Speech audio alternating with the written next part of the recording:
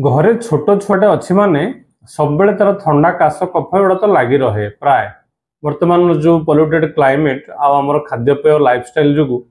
प्राय छुआ देह खराब हो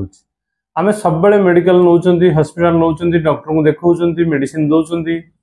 बहुत समय छुआ मैंने एत एंटीबायोटिक्स खाऊं जे तार माने बहुत दुख लगे कारण बारंबार प्रोब्लेम होची बापा माने कौन करेंगे जहाँ भी हो आपण जहाँ भी मेडिसिन दिंतु मु दुईटा आपन को टिप्स दौची जोटा कि आपन जदि घरे रेगुलर ताको प्रैक्टिस करेंगे दे पारे ताले हुए तो एते बारंबार मेडिकल जीवाक पड़ोनी। गोटे हला अधे चामच खंड अदा रस गोटे चामच महू मिसेकी आपन दिन को मिनिमम 2 थर दिंतु। आउ गोटे कथा हला राति रे सोइला बेले छुआटी सबु बेले तार पादरे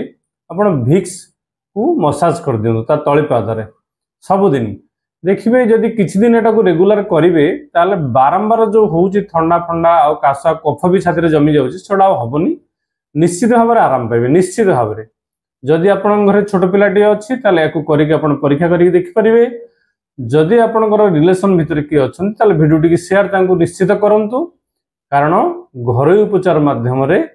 से निश्चित भाव में बेनिफिट पाइबे। आम चैनल को आपन सब्सक्राइब करछन्ते ना नाही जदि न करछन्ती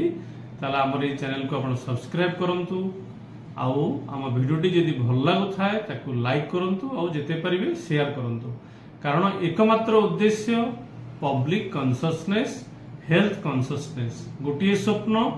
सुस्थ समाज सुस्थ पृथ्वी रहिले। नमस्कार।